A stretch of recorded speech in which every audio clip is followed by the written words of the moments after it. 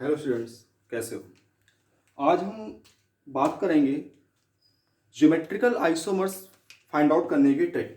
वैसे तो हमारे पास फॉर्मूला होता है, लेकिन बहुत सारे ऐसे क्वेश्चंस आते हैं जिसमें हमें ज्योमेट्रिकल आइसोमर फाइंड आउट करना थोड़ा सा प्रॉब्लम क्रिएट होती है, लेकिन अब नहीं होगी। तो हमारे पास आज का जो टॉपिक है वो है कैलकुलेशन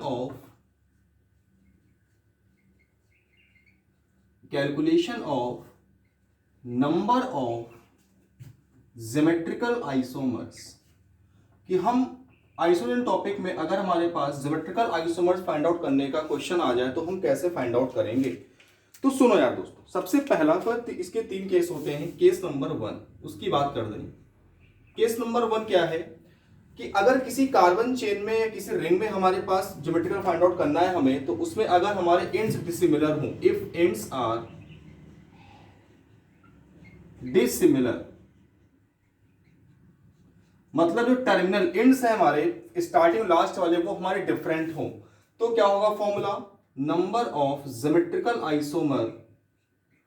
और एंड्स डिसिमिलर होने का मतलब है डबल बॉन्डेड कार्बन से लगा हुआ ग्रुप। ये देखते हैं, ध्यान रखना, एंड्स हमारे कैसे हो, डबल बॉन्डेड कार्बन से लगे ग्रुप देखते हैं। तो number of geometrical isomers is equal to हो जाता है भैया 2 की पावर n।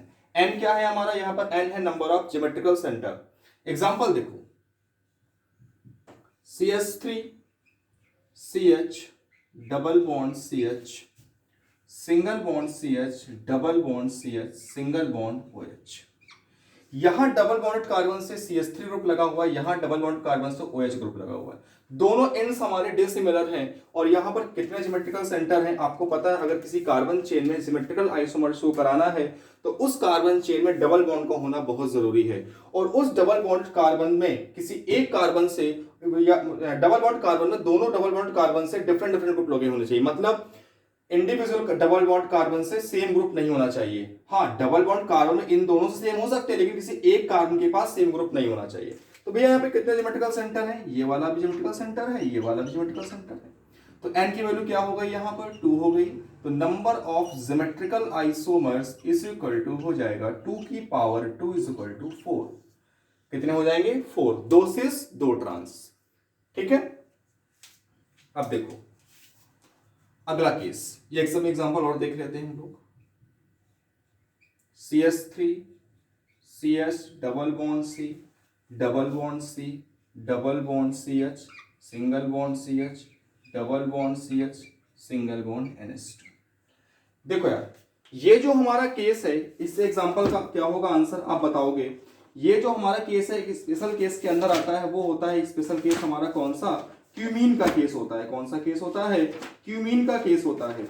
और उसमें क्यूमलिन होती है हमारी। क्यूमलिन क्या होती है, इसमें लगातार डबल बॉन्ड लगे होते हैं। तो अगर इवन नंबर ऑफ क्यूमलिन होती है तो वो ऑप्टिकल आइसोमर शो करती है, और ऑड नंबर ऑफ क्यूमलिन होती है मतलब इसे 1 3 5 डबल बॉन्ड लगातार लगे होते हैं, वो सिमेट्रिकल शो करती है।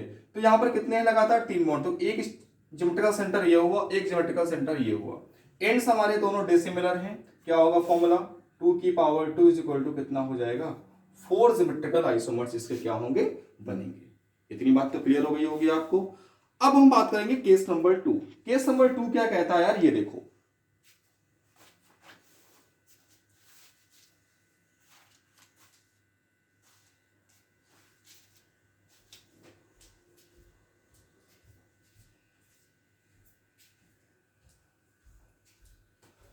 नोट कर लिया होगा आपने। अब हम बात करेंगे केस नंबर 2 में, अगर एंड्स हमारे सिमिलर हों। अगर हमारे एंड्स क्या हो भैया, केस नंबर 2 में सिमिलर हों। इफ एंड्स आर सिमिलर, तो इसमें दो केस बनते हैं। अगर even number of geometrical centre है, ज्योमेट्रिकल सेंटर, और अगर odd number of geometrical centre है। अगर even number of geometrical centre है तो फॉर्मूला होता है नंबर ज्योमेट्रिकल आइसोमर का 2 की पावर n माइनस 1 प्लस 2 की पावर n बाई 2 माइनस 1। और अगर odd number of geometrical centre तो फॉर्मूला होता है 2 की पावर n माइनस 1 प्लस 2 की power n minus 1 by 2। Example देखते हैं हम लोग इसके। देखो, CH3 CH double bond CH, single bond CH, double bond CH, single bond CH3।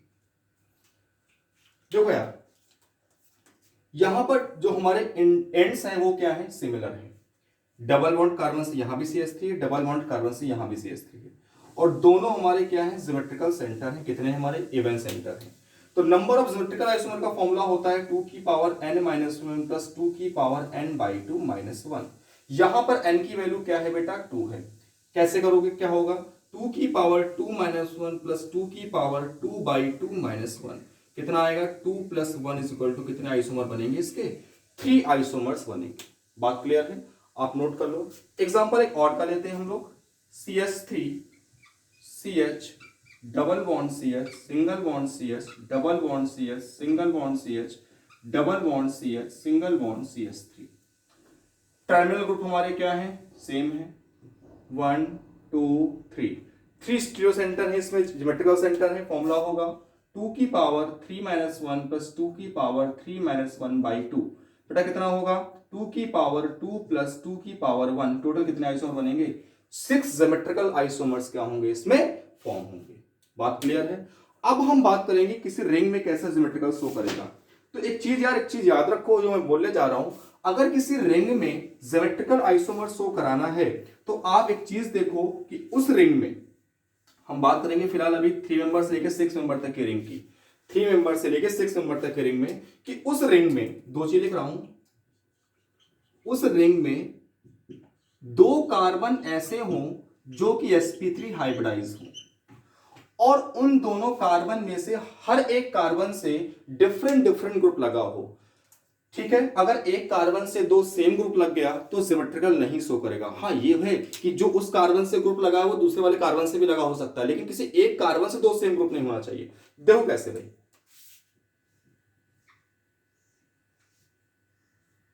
A B, देखो यहां पर ये sp3 कार्बन है, ये sp3 हाइब्रिडाइज्ड कार्बन है। इस sp3 हाइब्रिडाइज्ड कार्बन से एक ग्रुप A लगा है, एक ग्रुप B लगा है, इधर CH2 है, इधर ये अलग ग्रुप अलग लगा है। तो ये भी हमारा क्या होगा, ज्योमेट्रिकल शो करेगा। यहां पर same number, same group same side है, सेम ग्रुप सेम साइड, तो आप इसको क्या बोलोगे, सिस। आप इसको ऐसे भी रिप्रेजेंट कर सकते हो सॉलिड और ब्रोकन बेस से भी, A B A B, same group same plane पे है तो क्या बोलोगे, सिस।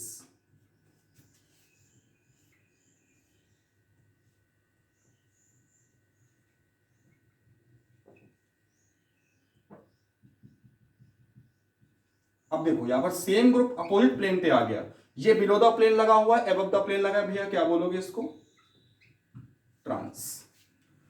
और ज्योमेट्रिकल आइसोमर फाइंड आउट करने में किसी रिंग में हम 2 sp3 कार्बन को जिनसे डिफरेंट डिफरेंट ग्रुप लगे होते हैं उनको हम एक स्टीरियो सेंटर मान के चलते हैं, 1 ज्योमेट्रिकल सेंटर मान के चलते हैं। ठीक है ना, अभी बताऊंगा आपको निकालना कैसे निकालते हैं।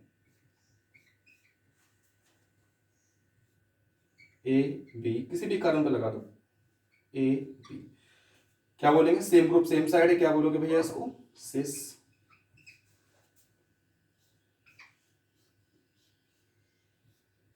A B B A, ये नीचे लगा है ऊपर लगा है, up down, same group opposite side है, क्या बोलोगे इसको भैया, trans.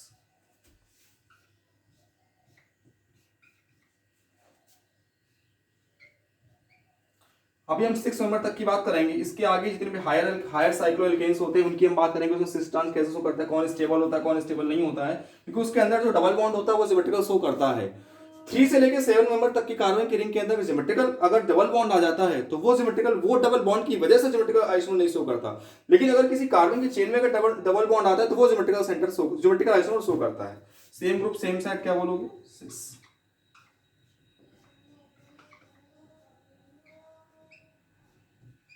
Same group opposite side, क्या बोलोगे,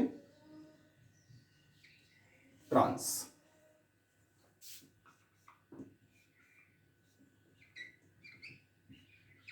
फोर कार्बन की रिंग में सेम ग्रुप सेम साइड, क्या बोलोगे आप, सिस। सेम ग्रुप अपोजिट साइड, क्या बोलोगे भैया, ट्रांस। ठीक है, तो ये आपके हो गए साइक्लोएल्केन में। अब हम बात करेंगे कि किसी रिंग में कैसे हम number of geometrical isomers find out करते हैं। तो हमारा एक ही फॉर्मूला लगता है 2 की पावर n। मैं आपको कई केस कराने जा रहा हूं, बहुत सारे केस कराने जा रहा हूं अभी। अब बहुत ध्यान से सुनना, अब लेक्चर का मेन पार्ट अब शुरू होता है भैया। कैसे? अब मैं आपको कई सारे क्वेश्चन लिखने जा रहा हूं और आपसे बोल रहा हूं कि भाई हर एक क्वेश्चन में आपको फाइंड आउट करना है नंबर ऑफ ज्योमेट्रिकल आइसोमर्स, और आपको बता दूं फॉर्मूला लगेगा 2 की पावर n ही। सबसे पहला हमारे लिए क्वेश्चन कॉमन है। क्वेश्चन क्या है? How many geometrical isomers are possible? How many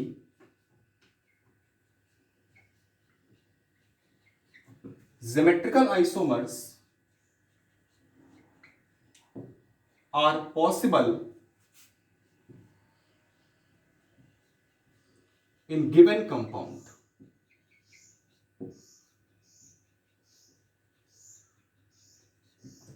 सबसे पहले बात करेंगे, एग्जांपल लेंगे हम लोग। हमसे कह रहा है सिमेट्रिकल आइसोमर बताना है इस कंपाउंड में। तो देखो मैंने क्या बोला कि किसी रिंग में अगर ज्योमेट्रिकल आइसोमर शो कराना हो तो उस रिंग में हम सबसे पहले क्या करते हैं, 2 sp3 कार्बन खोजते हैं। मिल गए बहुत सारे, 6 के 6 sp3 हैं, लेकिन हम वो 2 sp3 कार्बन खोजते हैं जिनसे डिफरेंट डिफरेंट ग्रुप्स लगे हों, मतलब एक कार्बन से 2 सेम ग्रुप ना लगे हों। देखो यहां पे ये sp3 कार्बन है हमारा, ये sp3 कार्बन है। इस sp3 कार्बन से यहां पे बेटा क्या लगा है, CH3, यहां पे क्या लगा है, हाइड्रोजन। इधर क्या लगा हुआ है, CH2, और इधर क्या लगा हुआ है, CH3। तो हमारा एक सेंटर ये sp3 हुआ और दूसरा ये sp3 हुआ, और हम 2 sp3 हाइब्रिडाइज कार्बन वालों को क्या मानते हैं उसमें, जिनसे डिफरेंट ग्रुप लगे होते हैं, एक ज्योमेट्रिकल सेंटर मानते हैं। तो यहां पर n बराबर कितना हो गया, 1। तो 2 की पावर 1 इक्वल टू क्या हो गया, 2। कितने आइसोमर बनेंगे, 2 बनेंगे। और कौन कौन से बनेंगे, सिस और ट्रांस बनेंगे। कैसे? एक बार दोनों को सेम प्लेन पे ले लो, कौन कौन से बनेंगे ये आपको और बता दूंगा मैं। एक सिस बनेगा भैया, सिस मतलब क्या होता है, दोनों ग्रुप सेम साइड लगे होंगे। और एक क्या बनेगा उसका, ट्रांस बनेगा, एक अपोजिट अबव द प्लेन हो जाएगा और एक कहां हो जाएगा, बिलो द प्लेन। ये हमारा सिस होगा, सेम ग्रुप सेम साइड लगे हुए हैं, और ये हमारा कौन सा हो जाएगा, ट्रांस हो जाएगा। अब हम बात करेंगे अगले एग्जांपल की ओर आएंगे। सेकंड एग्जांपल हमारे पास आया,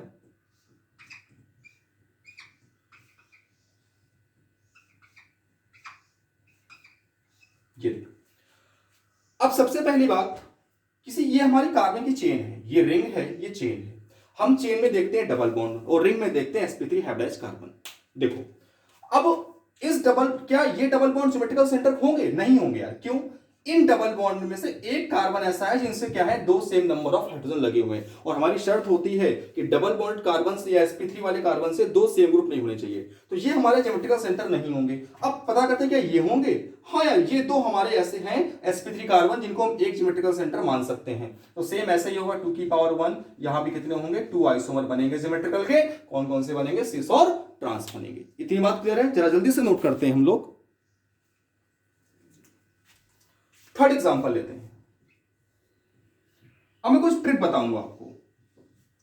हमें 2 sp3 कार्बन को एक स्टीरियो सेंटर, एक ज्योमेट्रिकल सेंटर मानना होता है। देखो स्टीरियो इसलिए बोल रहा हूं क्योंकि ये कन्फॉर्मर का पार्ट है और ये स्टीरियो आइसोमर के अंदर ही आता है। हम क्या करेंगे, हमसे कह रहा कि इसमें हाउ मेनी ज्योमेट्रिकल, क्वेश्चन ध्यान सुनना, how many geometrical isomers are form, कितने होंगे। तो मैंने क्या बोला, 2 sp3 कार्बन ऐसे पकड़ो जिनसे डिफरेंट डिफरेंट ग्रुप लगे हों। तो पकड़ लिए, 3 हमारे पास हैं। लेकिन हमें पेयर बनाना होता है, 2 का 1 लेते हैं, मतलब 2 sp3 कार्बन वालों को हम एक ज्योमेट्रिकल सेंटर मानते हैं। लेकिन इसके लिए अब कोई नहीं बचा, या तो इन दोनों को मान लो, या तो इन दोनों को, या तो इन दोनों को। एक बचे रहेगा, उसको छोड़ दो मान लिए। तो n बराबर यहां भी कितना है, 1। 2 की पावर 1 इक्वल टू 2। हम 2-2 के पेयर बना चलते हैं, 2-2 के पेयर को एक ज्योमेट्रिकल सेंटर बोलते हैं। अगला एग्जाम्पल,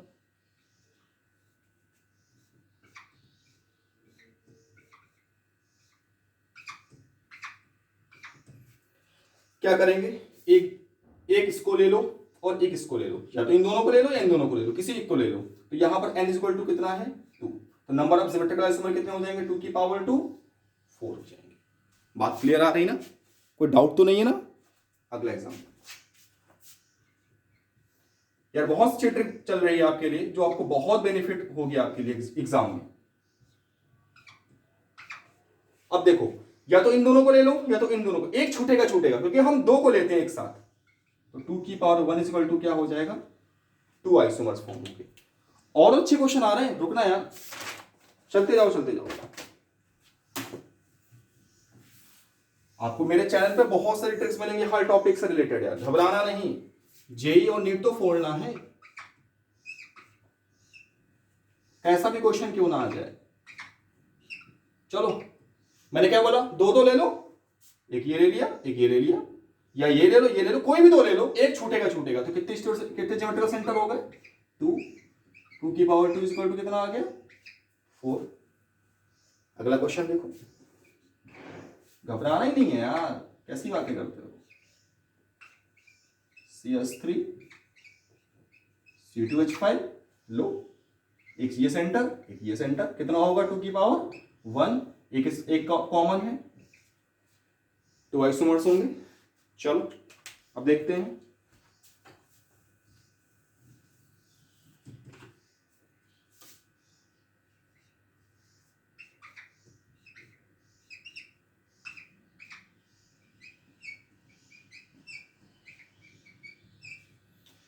अब बड़ी दिक्कत आ गई यार।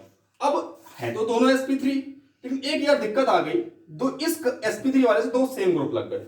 अब यहां पर हमारे पास दो sp3 नहीं मिल पाए, तो इसके कितने बनेंगे, 0 बनेंगे। कितने बनेंगे, 0। हमने क्या कहा था, दो sp3 कार्बन हो और दोनों sp3 कार्बन से डिफरेंट डिफरेंट ग्रुप्स लगे हो यार, शर्त हमारी यही है।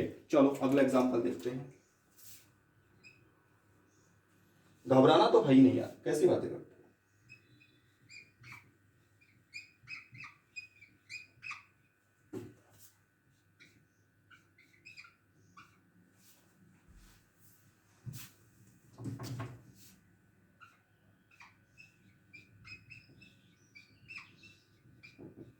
चलो ये कार्बन की चेन है, ये कार्बन की चेन है, ये रिंग है।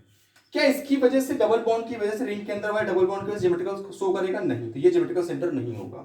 एक ये ज्योमेट्रिकल सेंटर होगा, एक ये सेंटर होगा, और दो sp3 हाइब्रिडाइज कार्बन है जिनसे अलग अलग ग्रुप लगे हुए हैं, एक स्टीरियो सेंटर हमारा ये हो जाएगा। तो कितने स्टीरियो सेंटर ज्योमेट्रिकल सेंटर हो गए, 3। कितने हो गए, 3। 2 की पावर 3 इक्वल टू कितने आइसोमर बनेंगे इसमें, 8 आइसोमर्स क्या होंगे, फॉर्म होंगे। इतनी बात क्लियर हो गई। अगला एग्जांपल, एक लास्ट एग्जांपल लेते हैं हम लोग।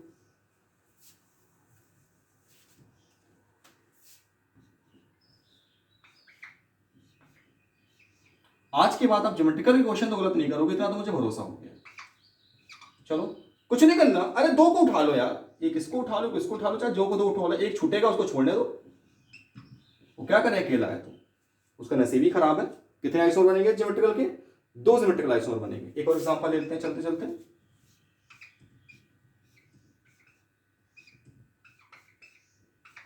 क्या ये ज्योमेट्रिकल शो करेगा, क्या ये करेगा, नहीं करेगा ना। मैंने बोला कि 3 से लेकर 6 मेंबर तक कार्बन के 7 मेंबर तक की कार्बन के रिंग के अंदर डबल बॉन्ड की वजह से ज्योमेट्रिकल नहीं शो करता, ये चेंज आ रही है, ये शो करेगा, ये ज्योमेट्रिकल सेंटर होगा। क्यों, ये कार्बन इससे CH3H, इससे H और ये अलग ग्रुप लगा हुआ है, एक स्टीरियो सेंटर हुआ, एक ज्योमेट्रिकल सेंटर हुआ, n इक्वल टू कितना है 1, तो 2 की पावर 1 इक्वल टू कितने आइसोमर बनेंगे, 2 बनेंगे। कौन कौन से, एक सिस बनेगा और एक क्या बनेगा, ट्रांस बनेगा। ये आपके क्वेश्चन थे, बहुत अच्छे क्वेश्चन ज्योमेट्रिकल आइसोमर्स के थे, जो कि आपके बहुत काम आने वाले हैं यार। इस लेवल से ज्यादा लेवल नहीं आता पेपर में, चाहे वो जे का एग्जाम हो या नीट का एग्जाम हो। आपसे अगर geometrical number of geometrical isomer find out कराएगा तो इनसे बाहर नहीं कराएगा। बोल बात क्लियर है, नहीं क्लियर है।